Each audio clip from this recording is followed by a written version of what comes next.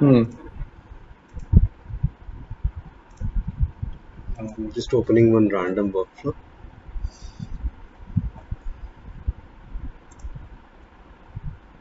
Okay, so this one we discussed about role. Okay, we are yet to discuss about all Hmm. this. And then approver role. यहाँ पे जो आप select करोगे उसके हिसाब से यहाँ पे drop down change होते रहेगा. See, for a role, okay, for a role you have self, manager, manager's manager, employee HR. These are all the list of drop down values for role. Role बोले तो what is the role of the employee to whom you want to send the workflow request, the approval request. अगर आप manager बोल के select करोगे तो employ का manager के पास जाएगा. If you want to send it to manager's manager, then you will select this. If you want to send it to HR manager or employee's HR, then you will be selecting this. These are other types of manager. In case if you are reporting to a different manager other than your own manager, then you will be able to select any of these. So based on what you select, वो system में भाई ये matrix manager होता क्या है? मैं आपको एक बार बताया था. If you are working on one project and if you don't have much work, your manager will ask you to work for someone else. तो अच्छा, ठीक वैसा है. कोई और मैनेजर रहेगा. There might be situations where you may be reporting to someone else also along with your current actual reporting manager in the system. तो उसको अच्छा अच्छा मैट्रिक्स अच्छा मैनेजर बोल मैट्रिक्स के में. बोलते हैं. Is not your direct manager. You will already hmm. have a direct manager, but you will be reporting also to another manager. Okay. Custom manager. ये पूरा हम जैसे यूज करना चाहते हैं वैसे कॉन्फ़िगर कर सकते हैं. Does not have any specific meaning that okay custom manager बोलते यही होना चाहिए. ओके. कस्टम मैनेजर बोल तो see let's say you are working in India and just for an example I'm telling you, this is not the only way you will be using a custom manager. It depends on your hmm. client. So let's say if you have some other manager in abroad, हम्म. तो वहां से भी तुम्हें कभी कभी कुछ काम आएगा. हम्म. So probably you could use custom manager. So it is like similar to matrix manager only. These three can be used like the way you want. The हाँ, way वही they वही बोल रहा हूँ मैं. this is matrix manager specifically. के similar हो गए. Yeah. ओके ओके, तो ठीक है. ये चारों तो वेरी स्पेसिफिकली है. ये सेल्फ बोले हाँ तो हाँ. आप हो गए, ये आपका मैनेजर, ये आपका मैनेजर का मैनेजर और ये एम्प्लॉय HR. हम्म. ओके. सो हम्म. अगर हम इसमें डायनेमिक रोल बोल के सेलेक्ट करेंगे तो यहाँ पे ड्रॉप डाउन कुछ और ही दिखेगा. हम्म. Okay, so now we'll discuss about dynamic role.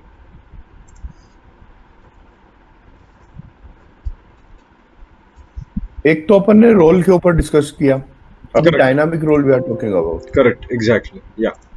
Okay. Okay, so dynamic role बोले तो the word dynamic, dynamic बोले तो it keeps changing. It's not static. Static बोले तो एक बार आपने कुछ कॉन्फ़िगर कर दिया तो फिक्स हो जाएगा. स्टेबल नहीं है. ओके. Dynamic बोले तो it keeps changing based on the employee information. So I'll give you an example. Let's say you have the your company is operating in different states in India. Okay, let's say Tamil Nadu, Karnataka, Mumbai, sorry, Maharashtra, MP और क्या कह सकते हैं, Jammu and Kashmir.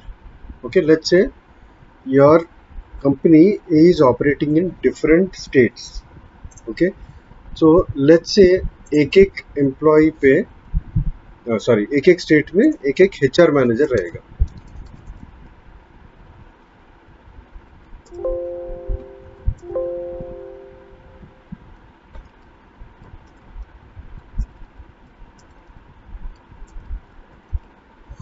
Okay, so each one will have a different HR. They will not be same. I will just give some names also. यहाँ पे राम है, यहाँ पे सैम, यहाँ पे मैट, यहाँ पे जेसन. Okay, let's say एक एक स्टेट के लिए एक एक HR मैनेजर है and this guy is the HR manager. Now let's say यहाँ पे एक एम्प्लॉय है, let's say Thomas bull cake है और यहाँ पे एक एम्प्लॉय है. Now let's say this guy is applying for 2 months of leave. Okay, and this guy is also applying for 2 months of leave. So when this guy applies for 2 months of leave, let's say on the workflow we are setting a workflow that this should go to the role HR manager. Okay, so when you say HR manager, it will either ये सब HR managers है, all these are part of HR managers. So when you say HR manager, it can go to this particular HR और इसका request इसके पास भी जा सकता है, इसके पास भी जा सकता है, because all these are part of HR managers. और अगर जैक भी अप्रूवल रिक्वेस्ट या कुछ लीव रिक्वेस्ट डालेगा 2 मंथ्स का, again you are saying HR manager. तो इतने सारे HR मैनेजर्स हैं, तो ये किसके पास जाना है? It has to specifically go to Maharashtra HR manager. Okay, state wise जो है. करेक्ट. तो जो मैनेजर लेट्स से अगर जैक महाराष्ट्र में है, तो महाराष्ट्र में जो HR मैनेजर है उसी के पास जाना पड़ेगा लीव रिक्वेस्ट. अगर थॉमस लीव अप्लाई कर रहा है तो तमिलनाडु में जो HR मैनेजर है उसी के पास लीव रिक्वेस्ट जाना पड़ेगा. ऐसा नहीं है कि थॉमस ने लीव रिक्वेस्ट डाल दिया और इसके पास चला गया. This guy won't even know who is Thomas and what is he up. सही बात है, क्योंकि this guy is responsible only for Jammu Kashmir related employees only. This guy is related only for Maharashtra related employees only, and this guy is related to, this HR is related to only Tamil Nadu employees. तो हम तो यहाँ पे सिर्फ directly employ HR बोल के बोल रहे हैं, but we are not specifically saying which employee's leave request should go to which specific state's HR manager. Okay, तो इसके लिए we introduce something called as dynamic role. Yeah. जिसका जिसके पास जाएगा बस. Correct, exactly. नहीं जाना चाहिए. So very simple. नाउ आपको समझ में आ गया ये. तो यहाँ पे जब आप डायरेक्टली एम्प्लॉय HR बोल के बोलोगे तो this is a different case. But if you select dynamic role, यहाँ पे बहुत सारे आपको लिस्ट दिखेगा. So let's go into one of the dynamic role. I can explain you in detail. तो यहाँ पे डायनामिक रोल है. I am opening one dynamic role here. Okay, let's say यहाँ पे हम instead of HR manager, let me say department head. Okay, HR manager का तो वहाँ पे already role है. Now I just wanted you to understand this concept, तो इसीलिए मैंने HR manager बोल के दिया. नॉर्मली HR मैनेजर तो एक एक एम्प्लॉय के लिए एक एक ही बंदा रहेगा. But in case if you से डिपार्टमेंट हेड, तो तमिलनाडु के लिए अलग रहेगा, कर्नाटका के लिए अलग रहेगा, महाराष्ट्र और ये एक एक स्टेट के लिए अलग अलग रहेगा. एंड कुछ चीज ऐसे रहते हैं कि आप डायरेक्टली एम्प्लॉय पे मेंटेन नहीं करोगे.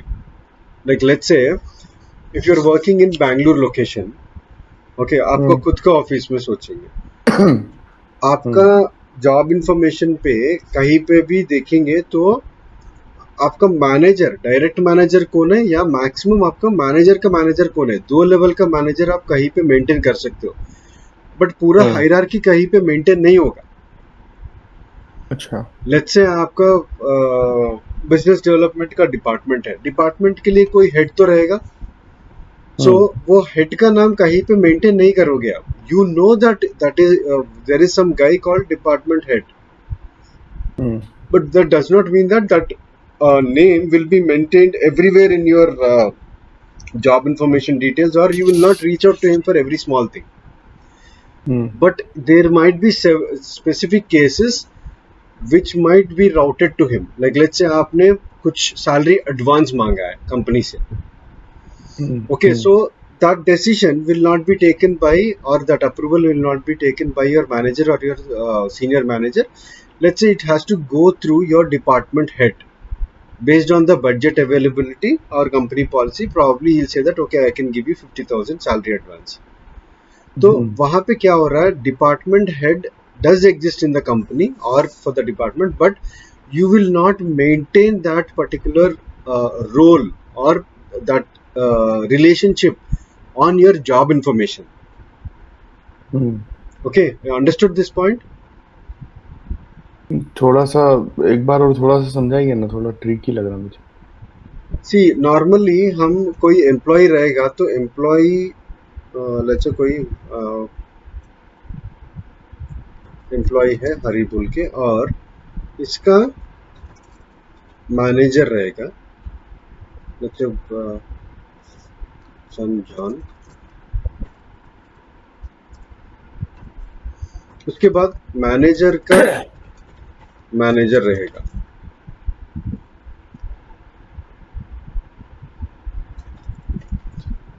नाउ ऑन एवरी एम्प्लॉय और सबके एम्प्लॉयज के मैनेजर तो उसको पता रहेगा. ओके, और मैनेजर का मैनेजर भी पता रहेगा. लेट्स से मैनेजर का और एक एमडी है, he is reporting to a senior manager, और ये senior manager is reporting to vice president, और this vice president is reaching out to MD. तो एक बड़ा हायरार्की है. तो आप जब हरी के जॉब इन्फो पे देखेंगे तो maximum you will have maybe two relationships. One is your direct manager and the next one is let's say second manager है, और let's say manager's manager. Maximum for every employee these are the two things that you maintain. अगर कुछ और maintain करना है तो probably you will maintain HR executive and HR manager also. You will not maintain the complete hierarchy. Senior manager, VP इसका ये है, MD इसका ये है बोल के नहीं होगा. ये कैसे होगा? System will define that okay हरी का मैनेजर कोई है,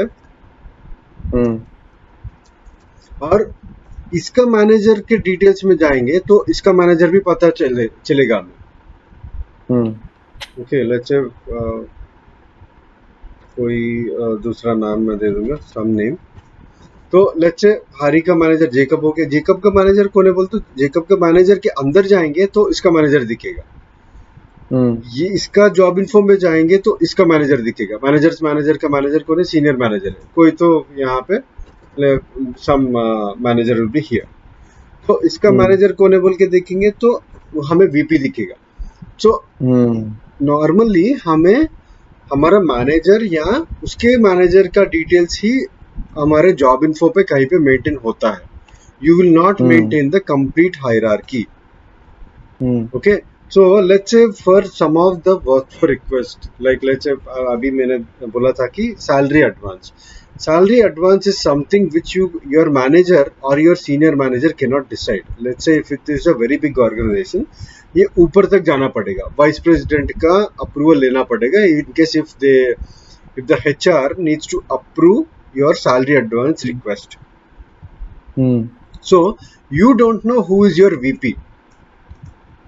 Okay, and you cannot reach out to your VP directly saying that भाई मुझे salary advance दे दो. He'll be thinking, who are you? Which department do you belong to? Who is your reporting manager? Why are you reaching out to me directly? बोल के सोचेगा ये. Okay, so यहाँ पे क्या होता है? In case if there are some requests which has to go to a very high level, पूरा department, पूरा का technology head के पास जाना है for certain things. Let's say instead of salary advance, you want to do some certification, which is costing around 2 lakh rupees. तो ये आपका मैनेजर या मैनेजर नहीं डिसाइड कर सकता. ये this people may have to raise a request which might actually go till vice president और MD, क्योंकि you have to justify why you want to spend this much of money. अगर वो बोलेंगे कि यार ये बंदा सर्टिफिकेशन करके निकल जाएगा तो क्या है, why should I spend that kind of money? So these people should be able to justify that हमारा एक नया प्रोजेक्ट आने वाला है, it is very much useful and I don't think वो अभी चला जाएगा. ये this people will give a justification about the employee and also why it is needed. तो leaving that, यहाँ पे I'm telling you that there are some requests which will directly go to vice president, so you cannot keep maintaining vice president MD on your job information. Okay, in these cases How will the system know that your request has to go to, let's say आप SAP पे काम कर रहे हो and there are some other technologies also in your organization. Oracle का है, let's say Workday का है, Java का है. For every technology there is a vice president. How will the system know that I should be reaching out? अगर हरी ने कुछ request डाला है और वाइस प्रेसिडेंट के पास जाना है, तो how will the system know that it has to go to SAP related or Oracle related? तो for this thing, for the system to identify which specific vice president should I reach out to or send the workflow request to or send the approval request, then what it will do is हरी के job information में जाएंगे तो उसका job code रहेगा. वो job code में कहीं पे तो it will be maintained that Hari will be working on SAP. Okay, अगर जेकब का हम जॉब इन्फो देखेंगे तो उसका जॉब इन्फो पे कहीं पे तो मेंटेन रहेगा कि he will be working on Workday. Okay, so what will happen is when you are defining a dynamic role, you will tell the system that इसका ये बंदों का जॉब इन्फो पे जाके जॉब डेजिग्नेशन देखो या टेक्नोलॉजी देखो. Okay, when you see that, go and get the technology. So अभी हरी का SAP हो गया है और जेकब का Oracle हो गया और इसका जावा है. So first system will see what is the technology of these guys from the job information of these employees, क्योंकि ये तो maintained रहेगा. Either it will be part of your designation or your job code or some other place. So once this system will identify your technology, then it will find out who is the technology head for SAP. तो यहाँ पे अगर कुछ नाम है,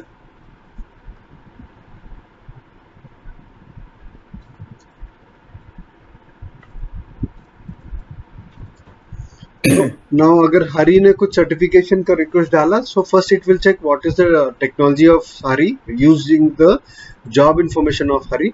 Once it gets the SAP as the technology of the employee, then it will see who is the approver for this particular technology. Okay, system will not be able to find out who is the approver for this particular technology. We have to maintain who is going to be the approver for SAP related approval request. So we'll go back to dynamic role and here you'll be able to understand. So this is how a dynamic role will look like. Okay. So just click on make correction to go to edit mode. Then यहाँ पे देखो dynamic role assistance. These are some of the fields which are part of your job information. Okay, so job classification है, this will be maintained on your job information. Department, division, location, legal entity, business unit, इसका cost center क्या है, pay grade क्या है.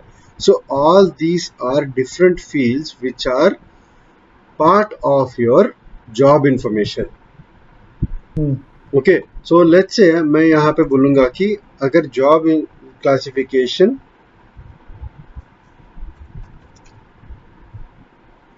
Engineering है, it means you belong to engineering job code, तो then it has to go to person type. Okay, approver type जो है यहाँ पे मैं पर्सन सेलेक्ट कर रहा हूँ, तो पर्सन मैं बोलूँगा James Trott. Okay, so what am I saying, whoever belongs to job classification engineering, उसका वर्कफ्लो रिक्वेस्ट जेम्स ट्रॉट के पास जाना है. अगर उसका जॉब क्लासिफिकेशन में टेक्नीशियन है, then it has to go to Kelly. अगर उसका जॉब क्लासिफिकेशन डिजिटल है, then it has to go to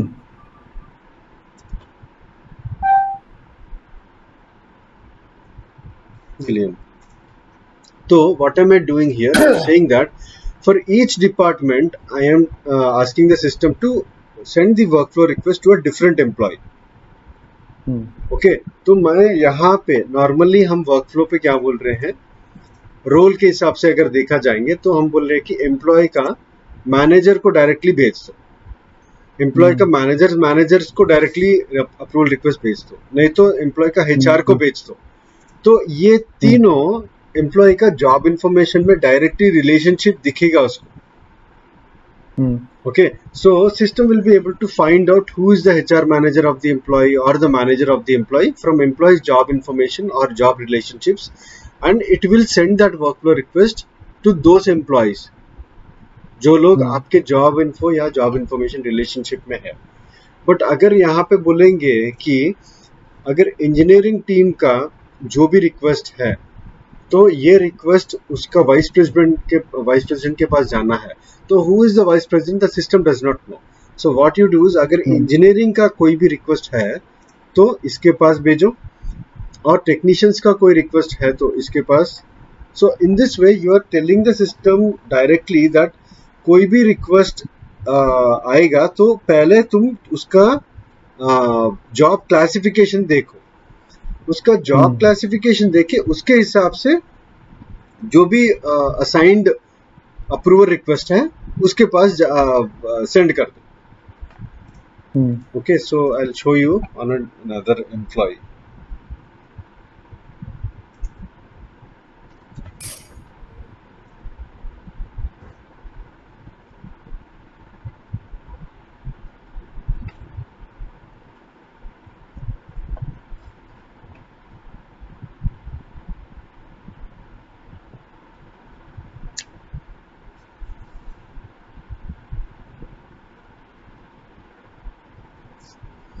okay, अभी मैंने जेम्स पैट्रिक बोल के ये एम्प्लॉय का जॉब इंफॉर्मेशन एम्प्लॉयमेंट इन्फो पे जा रहा हूँ।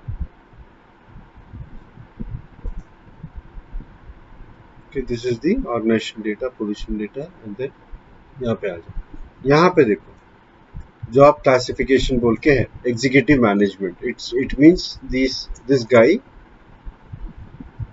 belongs to executive management job classification. Okay, so there might be some other employee.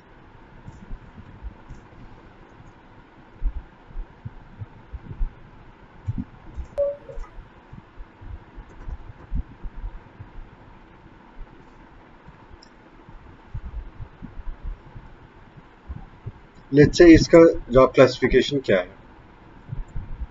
Okay, इसका classification भी executive है, यही मिला हमें।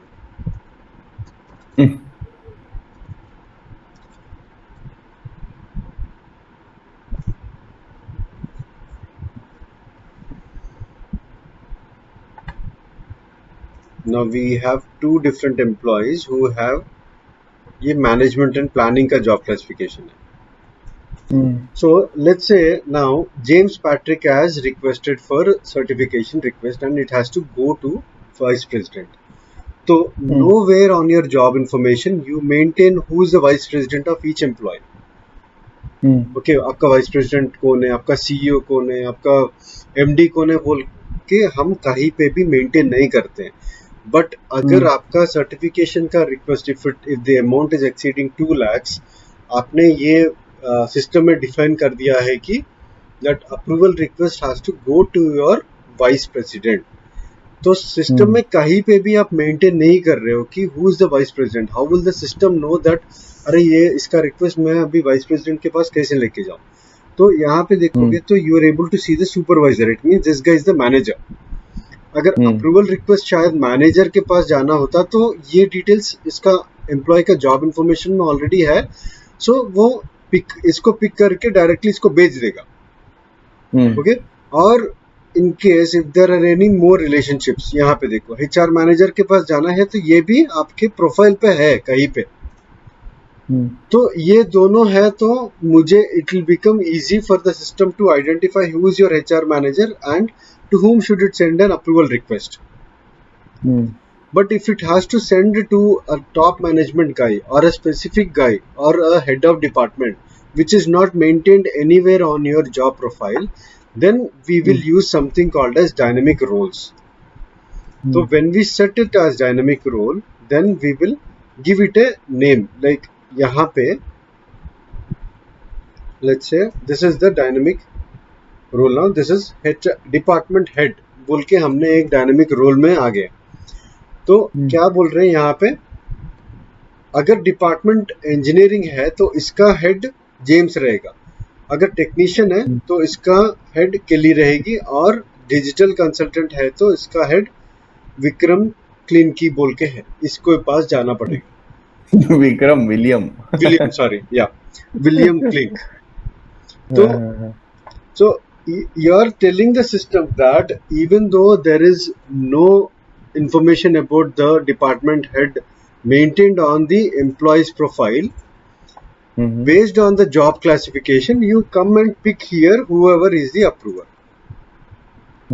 Okay, so every time an employee picks up or raises a request related to certification, and if it has to go to a department, the system will first check what is the job classification, कौन सा department पे वो काम कर रहा है. Based on that, it will pick up the approver from here. Okay, let's say अगर आपको और भी filter करना है, if the job classification is this and if he belongs to USA, then only then it has to go to this one. Okay, let's say अगर engineering का ही है but इसका जॉब लोकेशन जो है वो यूके का है, then it has to go to this guy. अगर यहाँ पे भी इंजीनियरिंग ही है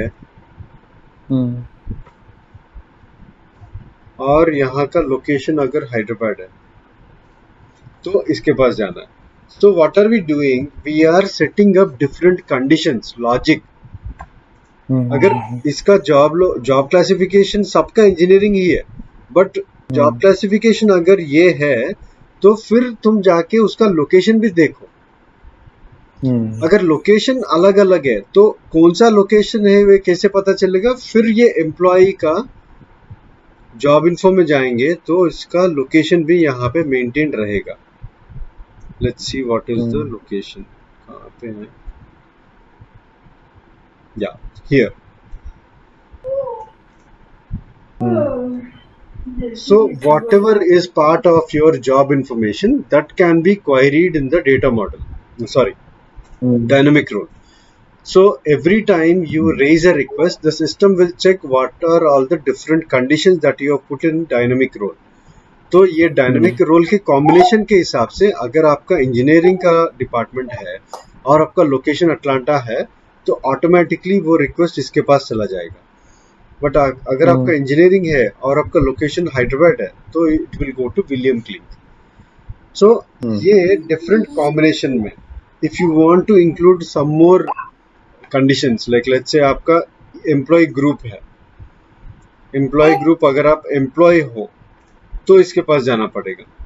ओके, अगर एम्प्लॉय नहीं एक्सपैट है बोले तो someone who is working from some other country, okay, तो then you will have to send the approval request to this guy.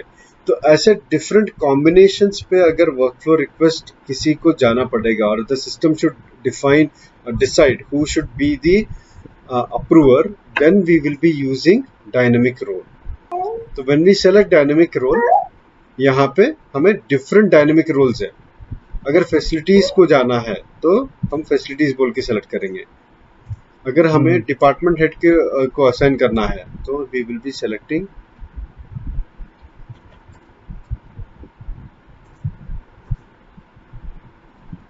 Department head. तो ये डायनेमिक रोल में हम बोल रहे हैं कि डिपार्टमेंट हेड को जाना है. But who is the department head of that employ?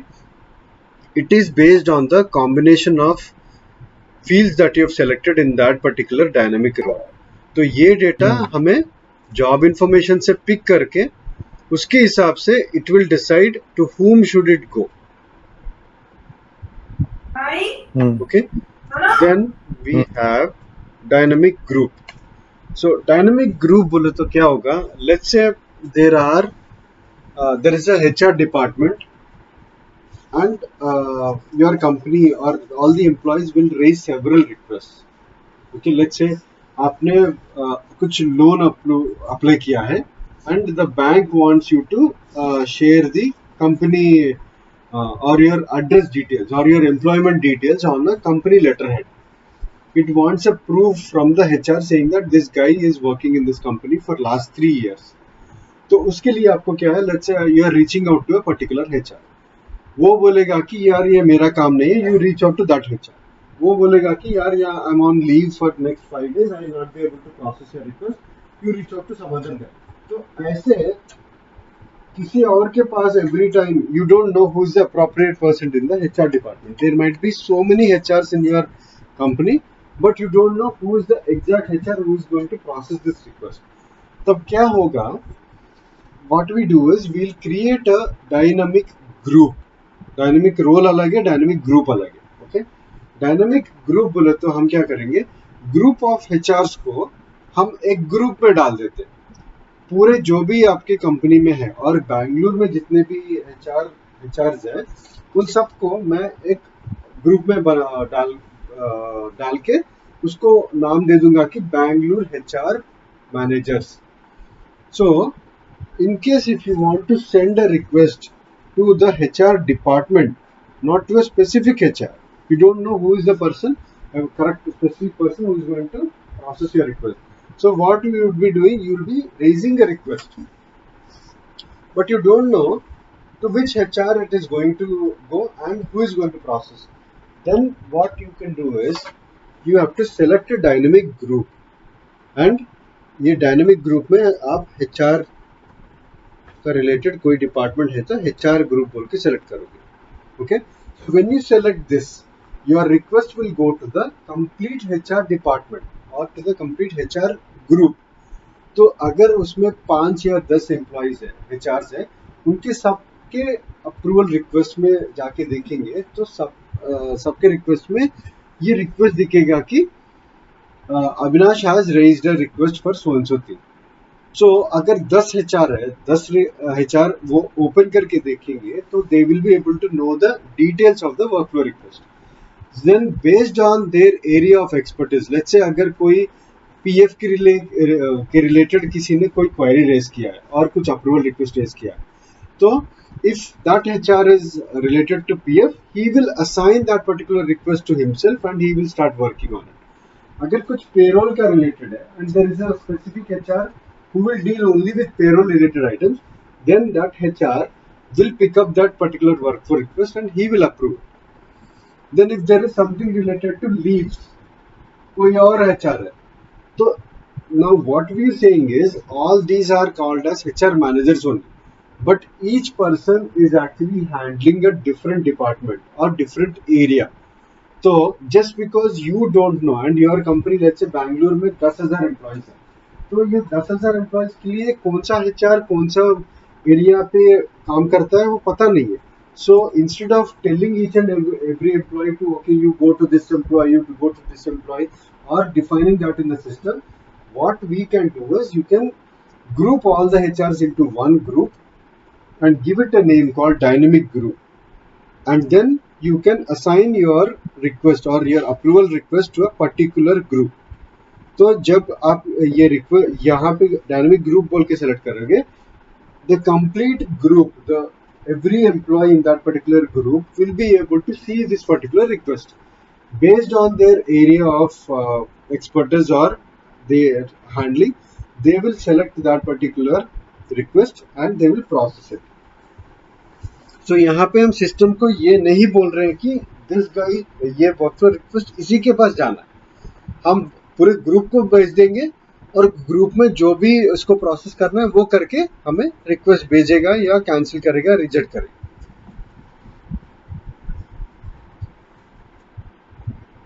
Avinash देर, हाँ भाई म्यूट कर रखा है, कैरी ऑन.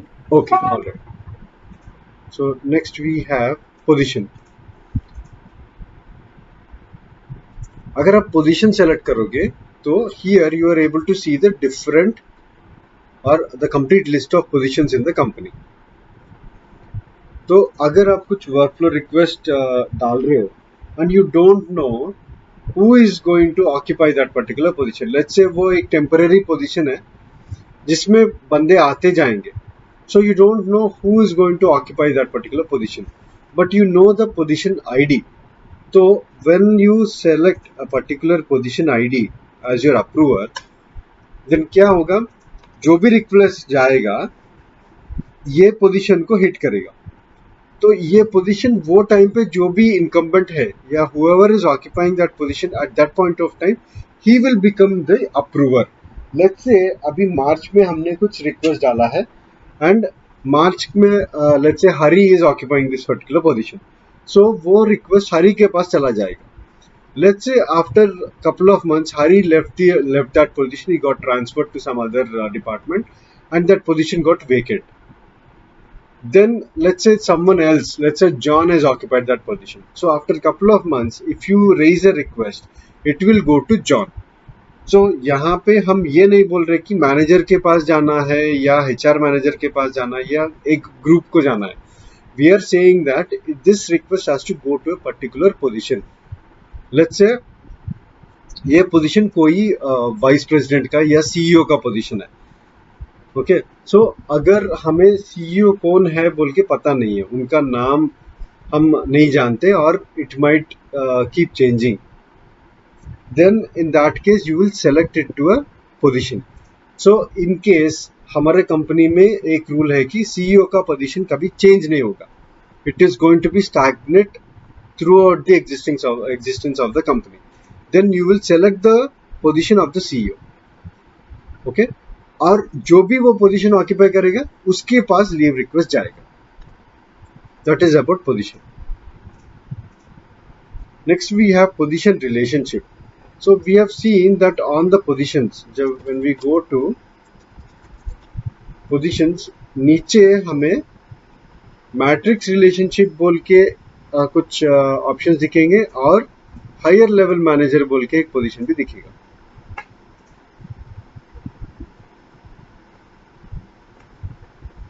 मैट्रिक्स रिलेशनशिप और higher level position. So these are two different relationships that you will see on every position.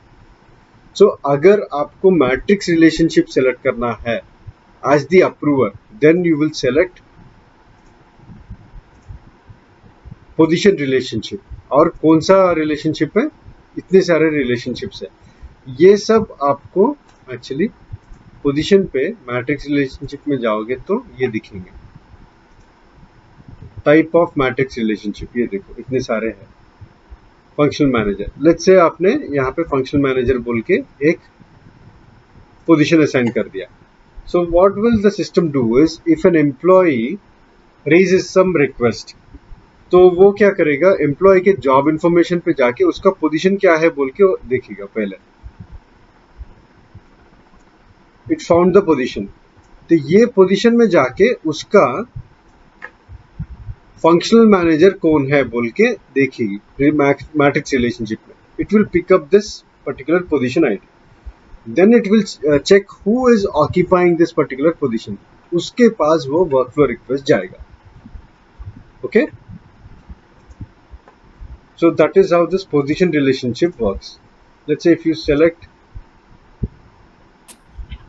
Matrix manager, तो ये matrix manager मुझे कहाँ से मिल रहा है, यहाँ पोजीशन पे matrix manager. let's say I will select matrix manager and I'll assign some random position. so जो भी ये पोजीशन ऑक्यूपाई करेगा उसके पास वर्कफ्लो रिक्वेस्ट है. so basically what you're trying to do is you are defining who has to approve this particular workflow request. Okay, so this is all about approvers. Naresh भाई, अगर एक line में पूछें कि what is the major difference between role and dynamic role? See, role में role is very direct. आपको role में directly कौन है, is it your manager, is it your direct manager, is it your directly employee HR और is it your matrix relationship बोल के है. तो यहाँ पे ये सब आपको डायरेक्टली मिल जाएगा. as I've showed you, employee का मैनेजर कौन है बोल के देखेंगे तो ये मिल जाएगा. ओके, एम्प्लॉय का HR मैनेजर कौन है बोल के देखेंगे तो वो भी मिल जाएगा. अच्छा, एम्प्लॉय का मैट्रिक्स को मैनेजर कौन है बोल के देखेंगे तो शायद you can maintain it at the position level. तो everything can be mapped somewhere. But if you're saying that वो वीपी के पास जाना है, नहीं तो डिपार्टमेंट हेड के पास जाना है, system does not know who is the department head because there is no place where you are maintaining those details. कहीं पे तो आपका ये रिलेशनशिप मेंटेन्ड है. फंक्शन मैनेजर का रिलेशनशिप पोजीशन पे है, मैट्रिक्स मैनेजर का रिलेशनशिप भी पोजीशन पे है, आपका हायर लेवल का पोजीशन यहाँ पे है. नहीं तो आपका मैनेजर या एचआर मैनेजर को देखना है तो एम्प्लॉय का जॉब रिलेशनशिप पे है. तो some relationship which you cannot link it or which you cannot maintain it on the employee, those relationships will be part of your dynamic role. Dynamic roles, got it. Okay, next we have contributor. This is going to be very simple. Contributor बोले तो I've told you, let's say आपने कुछ leave request डाला है 2 weeks के लिए. Okay, and let's say आपका leave request जो है एम्प्लॉय का मैनेजर के पास जाना है अप्रूवल. उसके बाद उसके मैनेजर को भी एक नोटिफिकेशन जाना है कि इसने एक लीव रिक्वेस्ट ऐसा डाला है, and if he has any concerns about his leave request he can mention them. Hello, Yeah, carry on. yeah. So let's say Hello. I have raised a leave request and you are my manager and आपके पास leave request आ गया है, and we also want your manager also. Let's say Avinash का manager चेतन है और उसको भी पता होना चाहिए कि I am taking leave for next 2 weeks. Okay, but your manager should not be part of the approval process. It means he should not approve. It is only you who should approve this request. But अगर चेतन आपका manager को कुछ concern है तो he should be able to mention that concern और उसका comments कुछ कहीं पे लिखना चाहिए. ओके, तो whenever I raise a request, first it will go to you for approval and it will also send a notification to your manager. Okay, तो वो क्या कर सकता है चेतन, वो वर्कफ्लो में जाके he can put some comments saying that Avinash, I think 2 weeks will be too many days. At this point of time, the project is in a critical situation. See if we can give only 1 week leave. बोल के वहाँ पे वो comment डाल देगा. तो there, if you see the scenario, Chetan is coming and opening the workflow and he is putting his comments or he is raising his concern. Or let's say if Chetan is okay to give you 2 weeks of leave, then Chetan can open that workflow request and he just add a comment saying that Avinash, you can approve this request. I am okay to give this leave. I am okay to approve this. बोल के वो comment डाल देगा. So then you can directly go and approve it. तो यहाँ पे चेतन का role क्या है? He is contributing something to the workflow, but he is not the approver. तो अप्रूवर अगर हमें चाहिए, चेतन have to be your approver, then यहाँ पे first level approver should be your manager, second level approver should be your manager's manager. तब क्या होगा, आपके पास एक रिक्वेस्ट जाएगा, उसके बाद आपका मैनेजर के पास नेक्स्ट रिक्वेस्ट जाएगा अप्रूवल के लिए. राइट, तो यहाँ पे मैं बोल रहा हूँ कि मुझे सेकेंड लेवल अप्रूवर नहीं चाहिए. I just want this guy to just comment something. तो मैं रोल सेलेक्ट करके मैनेजर बोल के सेलेक्ट करता हूँ. That system will know that okay, only one approver is there part of this thing and the second level approver कुछ भी नहीं है. It is directly going to contributor. तो contributor का मतलब ये है कि they can contribute or they can comment something in the workflow. तो अगर हमें देखना है तो if you go to Ananya Singh's home page,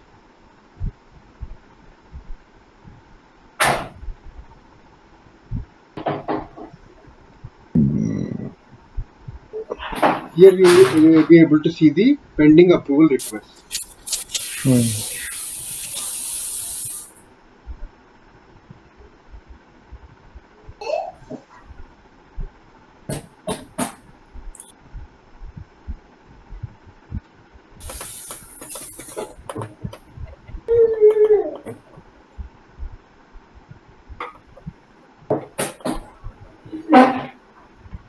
charger TV चालू करो।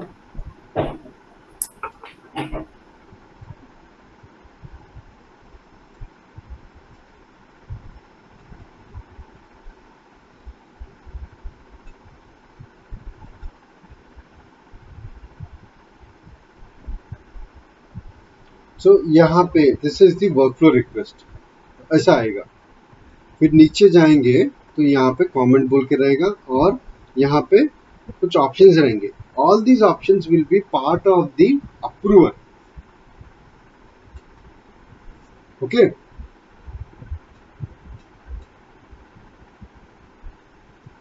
But if the contributor wants to contribute something, उसको कमेंट करने का ऑप्शन मिलेगा। ये सब ऑप्शंस नहीं दिखेंगे उसको।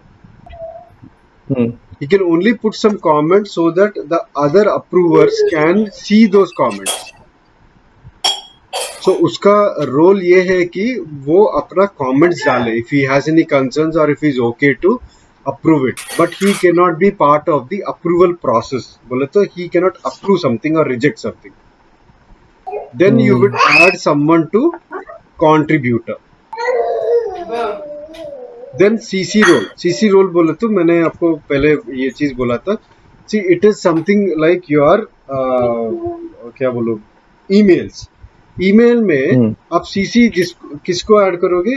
जो बंदा have to be only a spectator, you don't want him to action anything on that email. But जिसको आप टू में डालोगे, generally we expect them to read that email and respond in case if you have some query.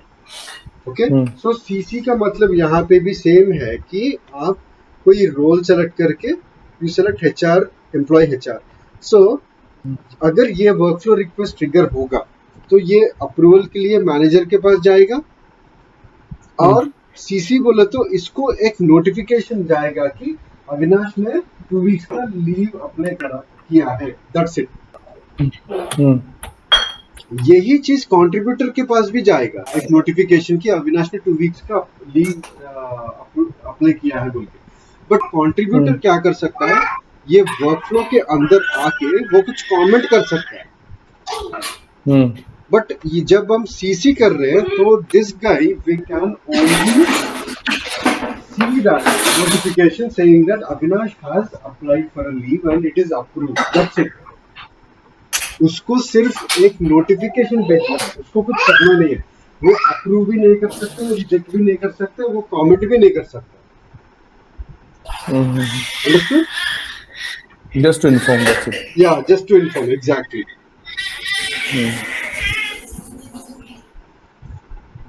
तो next relationship का approver ये हमने already देखा है। एम्प्लॉय है या इनिशिएटर है, उसके हिसाब से ये रोल पिक होगा। कॉन्टेक्स्ट बोले तो source and target, I have told you this. Source is your current manager और योर करंट एचआर मैनेजर। आप अगर नया एचआर के पास जा रहे हो और नया टीम में जा रहे हो, नया रिपोर्टिंग मैनेजर के पास जा रहे हो, so that is your target manager. That new manager is going to become target. Respect permission बोले तो we can discuss this when the RBP ranges permission discuss करेंगे। नॉर्मली हमें लेट्स से पोजीशन पे हमें एक्सेस है, okay, but position पे हमें सिर्फ 10 ही फील्ड्स के लिए परमिशन दिया है। Okay, so in case if you got some workflow approval request but you thought that there is something wrong in the data, तो आपको करेक्ट करना है, तो you will be clicking on update. So when you click on update, this position will open in editable mode. ये देखो पूरा editable mode में open हो गया। Okay, so यहाँ पे क्या हो रहा है, because Anya Singh has access to all the fields, she is able to open all the fields in editable mode and she can select some data. Okay, but यहाँ पे क्या है, because Anya Singh has all the permission, she is able to edit it. Let's say ये request मेरे पास आया है और मुझे सिर्फ पहले 10 फील्ड्स का ही एक्सेस है, नीचे वाला फील्ड्स पूरा नॉन एडिटेबल है। It means in the system you have not given me permission for all the fields. To all the fields you have given me permission only for the first 5 or 10 fields. तो normally अगर हम वो permission को workflow पे भी apply करना है कि आपको सिर्फ ये पूरा ऊपर का 10 फील्ड ही दिखना चाहिए, then you will select this respect permission to yes. It mean जैसे आपका परमिशन है उसके हिसाब से ही आपको फील्ड्स दिखना चाहिए। अगर आपका परमिशन 10 फील्ड्स के लिए ही है, but you don't want to restrict, you don't want the system to restrict that employee, that approver to only 10 fields, then you can select this to no. So if you select this to no, and when they try to edit that particular position or in the workflow, they'll be able to see the complete list of fields, because respect permission आपने no set कर दिया. It means system will not check what is the permission level it has. जितने भी fields हैं वो सब open हो जाएंगे. But when you change this to yes, system will check what is the permission level, कितने fields के लिए उसको permission है, उसके हिसाब से ही workflow पे आपको fields दिखेंगे। Okay? फिर email template group. Email template group is something where you customize the email template. I think I've discussed this earlier also. Normally क्या है, अगर हम एक workflow request भेज रहे हैं और सीसी में किसी को नोटिफाई करना है, तो उसको ये जाएगा कि ये एक सेंटेंस स्टैंडर्ड मैसेज जाएगा कि Avinash has applied for 15 days leave and it has been approved, that's it. Okay, but अगर अविनाश का और भी डिटेल्स चाहिए हमें, जैसे अविनाश का डिपार्टमेंट क्या है, उसका मैनेजर कौन है, उसका लीव कोटास कितने हैं, वो डिटेल्स भी अगर वो एचआर को जाना पड़ेगा, then you could create a custom template जहां पे ये सब डिटेल्स भी फिच होंगे और वो सब डिटेल्स भी नोटिफिकेशन के अंदर जाएगा। So if you want to customize the notification which the CC guy is going to receive, then you will make use of email template group. So this is altogether a different topic. वो document generation बोल के बोलते हैं, उसमें वो सब create करके यहाँ पे असाइन करना पड़ेगा। Will discuss it when we discuss about document generation. ठीक है, so we have successfully completed workflow and dynamic role also. I think important, one more important foundation object that we left with is event reason. बाकी के पूरे I think we have discussed already. Event reason is something important which we will be discussing tomorrow. Cost center. Cost center कुछ नहीं है ना, आपको पता ही होगा। Cost center आपको see, cost center is like, let's say every department will have something called as a cost center. You might be aware of what is a cost center. इसमें कुछ explain करने के लिए कुछ रहेगा नहीं. Every company will have a department or a building or let's say a complete branch where it will assign something called as a cost center. तो वो cost center से वो क्या करता है, वो cost center बोले तो एक डिपार्टमेंट के लिए cost center ID देगा, और based on that cost center it will try to analyze how much it is spending or how much expenses it is incurring, how much profit is it making. तो वो बोलेगा कि यार हैदराबाद में एक branch है, वो cost center से हमें profit कितना हो रहा है या लॉस कितना हो रहा है, एक्सपेंसेस कितना हो रहा है, एम्प्लॉइज का सैलरी वो कॉस्ट सेंटर में कितना जा रहा है। So it will use cost centre to make its financial planning. Okay, so are you क्या बोलूं मैं,